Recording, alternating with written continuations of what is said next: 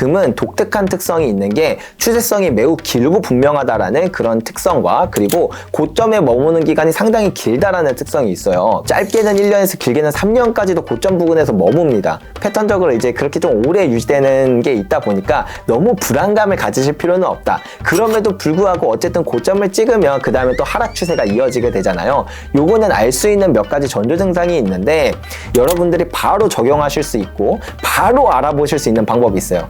그게 뭐냐면 정말 단순해요. 1년 전 금 가격과 지금 금 가격을 비교해서 지금 금 가격이 더 높으면 아직은 상승 추세가 이어지고 있다. 만약에 1년...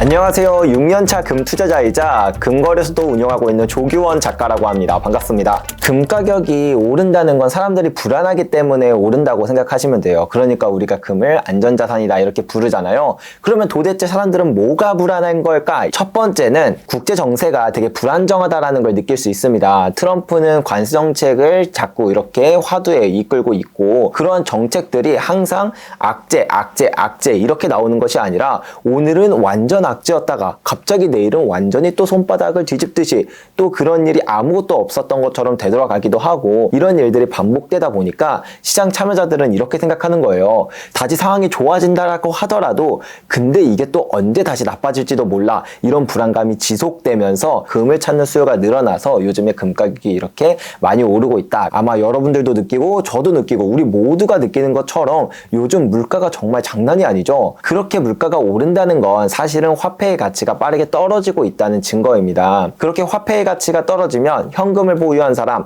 예금을 보유한 사람, 혹은 또 국채를 보유한 사람들이 손실을 입게 됩니다. 하루라도 빨리 먼저 화폐를 버리고 좀 가치가 있는 실물 자산으로 넘어가려는 수요가 많이 나와요. 여기에 더불어 9월 FOMC에서는 금리 인하 사이클의 신호탄을 알렸습니다. 지금도 물가가 상당히 높은데 여기서 금리 인하를 한다? 그러면은 금 가격은 지금보다 훨씬 더 많이 오를 수밖에 없겠구나. 시장 참여자들이 이렇게 생각하다 보니까 최근 들어서 금에 대한 수요도 올라가고 그로 인해서 금 가격이 미친 듯이 올라가는 모습이 나타났다. 이렇게 생각하시면 될 것 같아요. 일단 금이 오르기 너무 좋은 시기인 건 맞아요. 사실 경제위기 때는 금 가격이 오르는 게 아니라 오히려 떨어집니다. 금이 안전자산이라고 평가받는 것과 약간 괴리가 있다라는 거예요. 그래서 여러분들도 오해하시는 부분들이 있을 것 같아서 정확하게 짚어드리면 금은 화폐에 대한 불안감이 생길 때 금 가격이 오른다. 이렇게 생각하시면 되는데 첫 번째로 전 세계 중앙은행들이 2008년 글로벌 금융위기 때도 2020년 코로나 팬데믹 때도 정말 무지막지한 양의 화폐를 풀었습니다. 그렇게 풀린 화폐는 지금 당장은 그렇게까지 높은 인플레이션을 나타나는 건 아닐지 몰라도 시간이 지남에 따라 결국 그만큼 화폐의 가치가 떨어질 수밖에 없다라는 건 기정사실에 가까워요. 지금도 그 과정으로 가고 있는 중이고요. 근데 만약에 여기서 또 위기가 온다면 또 어마어마한 돈을 풀겠죠. 사람들은 그걸 알다 보니까 이제 화폐의 가치가 정말 빠르게 떨어지는 일만 남았구나 라고 생각을 해서 그 불안한 마음에 금을 사고 있다라고 보면 되고요. 미국의 중앙은행인 연준이 이제 독립성이 많이 훼손되었다라고 생각을 해서 그런 부분들도 있습니다. 옛날에는 미국의 정부는 못 믿어도 연준은 그래도 나를 배신하지 않을 거야 라는 그런 일말의 어떤 믿음 같은 게 있었다라고 생각을 해요. 근데 트럼프 대통령이 연준 이사를 해임한다라고 얘기하는 이런 부분들부터 연준이 이제 갑자기 금리 인하 정책으로 바뀌게 되는 이런 스탠스들까지 뭐 이게 100% 트럼프의 입김 때문에 이렇게 바뀐 거다라고 볼 수는 없겠지만 그냥 이렇게 정황상 그렇게 보여지는 부분들이 시장 참여자들로부터는 뭔가 불안감을 일으키는 요소로 작용을 한다라는 겁니다. 그렇다 보니까 내가 갖고 있는 이 달러, 내가 갖고 있는 이 원화, 내가 갖고 있는 이 유로화 이게 과연 가치를 얘네들이 제대로 유지해 줄 수 있는 게 맞을까? 내가 그냥 이전처럼 중앙은행만 믿고 국가만 믿고 이렇게 이 화폐를 보유하고 있는 게 맞을까에 대한 불안감이 생기면서 금 가격이 올라가고 있는 것이다. 이제 이게 제일 결정타였다고 저는 생각을 합니다. 러시아는 외환보유고의 상당 부분을 미국 국채로 보유를 하고 있었어요. 미국 국채는 전 세계에서 가장 안전자산이라고 평가받는 그런 안전자산 중에 하나인데 근데 이제 러시아가 2022년에 우크라이나를 침공하면서 미국은 러시아에게 스위프트 경제제재라는 걸 통해서 달러 시스템에서 배제를 시켰고요. 거기다 외환보유고에 있는 달러 자산을 압류하기까지 했습니다. 그렇게 되니 이제 각국의 중앙은행들은 생각을 하는 거죠. 나도 지금 당장은 문제가 없을지 몰라도 만약에 미국의 눈밖에 난다라고 한다면 난 안전자산이라고 믿고 보유하고 있었던 외환보유고의 달러 자산들이 이건 언제든지 동결당할 수도 있는 위험 자산이 되었구나 라고 생각을 하면서 다른 안전자산인 미국 국채에서 금으로 이동하고 있는 이런 모습이 나타날 수밖에 없다 보니까 최근 들어 중앙은행들의 금 매수세가 정말 가파르게 올라가고 있다는 부분이 바로 이 특징 때문이라고 생각하시면 됩니다. 따라서 지금은 금이 오를 수밖에 없는 정말 다양한 요소들이 많이 혼재되면서 더욱더 금이 뜨겁고 그리고 5,000불이라는 가격도 금방 도달할 수도 있지 않을까, 저도 그렇게 생각하고 있습니다. 일단 금 가격이 많이 오르긴 했어요. 한 1년에 올해만 해도 거의 60% 가까이 상승을 했다라는 건 미국 주식시장에 거의 4배나 가까운 상승을 했다라는 뜻이다 보니까 금이 정말 뜨겁긴 뜨겁구나. 자, 근데 여기서 우리가 단순히 금 가격이 4,000불을 돌파했다 혹은 한 돈에 막 80만원 90만원 한다 이런 얘기를 들으니까 내가 분명히 작년이나 재작년만 하더라도 40만원에 샀을 수도 있었던 것 같은데 80만원 이건 좀 말이 안 되는 것 같은데 이렇게 생각을 하다 보니까 단순히 가격만 봐서 우리가 금이 비싸다 이렇게 생각을 하는 거예요. 근데 정확하게 따지면 지금 세계가 돌아가고 있는 방향 그리고 금이 원래 갖고 있어야 될 적정한 가치 이거를 기준으로 볼 때 과연 금이 정말 비싼 걸까, 혹은 누군가의 눈에는 금이 아직도 저평가라고 생각을 하기도 하거든요.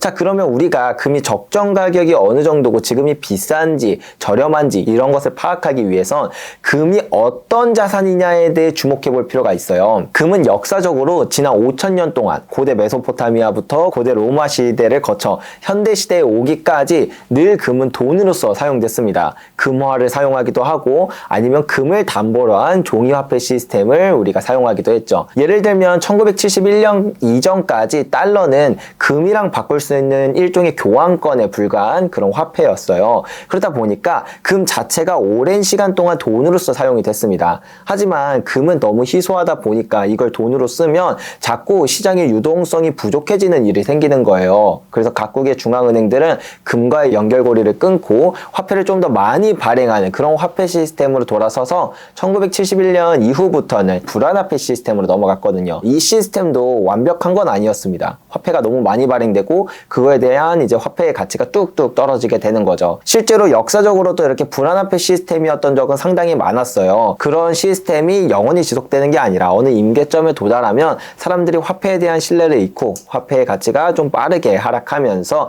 다시 이제 금이 각광받는 시대가 되는데, 그땐 금 가격이 어느 정도까지 오르냐가 사실은 5,000년이라는 시간 동안 금의 폭등의 역사가 다 증명을 했고 또 공통적인 특성이 나타났다는 걸 알 수 있습니다. 그게 뭐냐면 그 국가가, 특히 패권국을 우리는 기축통화를 사용하고 있으니까 기축통화국인 미국이 보유하고 있는 금 보유량과 미국이 발행한 화폐의 량, 이게 1대1로 매치되는 수준까지는 항상 금가격이 올랐다라는 걸 알 수 있습니다. 이게 미국에서만 그런 것도 아니고 프랑스 혁명기라던가 아니면 영국의 그 패권 시절에도 그랬고요. 포르투갈이나 스페인, 네덜란드 패권 때도 다 똑같은 일이 벌어졌다는 걸 알 수 있습니다. 그렇게 해서 이제 계산을 해보면 물론 이 화폐라는 것도 여러 가지 종류가 있어요. 뭐 M0, M1, M2, M3 이렇게 있는데 그 중에서도 가장 보수적으로 바라본다라고 쳤을 때 미국이라는 국가가 보유한 금 보유량이 8,133톤, 미국의 본원 통화량 M0가 5.2조 달러. 그러면 이걸 나눠보면 금 가격의 적정한 가격은 21,422불이라는 걸 알 수 있습니다.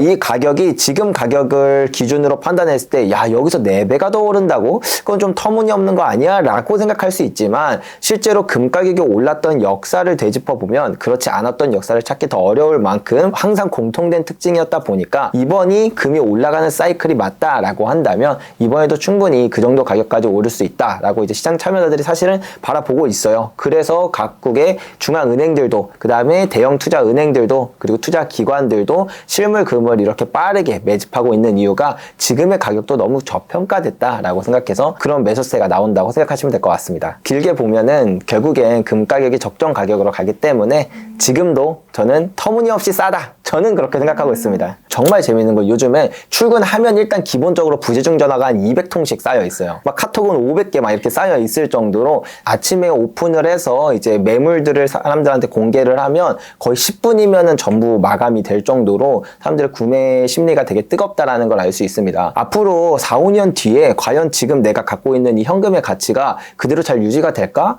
차라리 그냥 금으로 바꿔놓는 게 낫겠다라고 생각하면서 금이 오를 거라서 금을 산다라는 투자라기보다도 내가 화폐를 보유하는 것 자체가 리스크일 수 있다라는 생각 때문에 그래서 더욱더 요즘에 금에 대한 수요가 많이 몰리는 게 아닌가 그런 생각이 드는 것 같아요. 근데 사실 은이 지난 5,000년 동안 금과 함께 돈으로서 쓰여 왔어요. 이게 성경에 이제 데나리온이라는 화폐가 나오거든요. 그게 이제 로마 시대 때 데나리우스라는 은화를 의미를 해요. 즉 은은 금과 함께 돈으로서 사용되어 왔던 역사가 같이 있어요. 그렇다 보니까 이제 은 가격 데이터랑 금 가격 데이터를 딱 겹쳐서 지난 100년치 거를 깔아두면 어떤 모습이 나타나냐면 마치 형과 동생처럼 이렇게 같이 오르고 같이 떨어진다라는 걸 알 수 있는데 한 가지 특징이 뭐냐면 은은 금이 오를 때 더 많이 오른다는 거예요. 1.5배에서 2배 정도도 높은 변동성을 가지고 있다는 걸 알 수 있거든요. 그러니까 이거를 실제로 궁금해 하시는 분들이 많이 계세요. 아, 내가 괜히 지금 금 샀다가 고점에 물려가지고 막 폭락하면 어떡하지?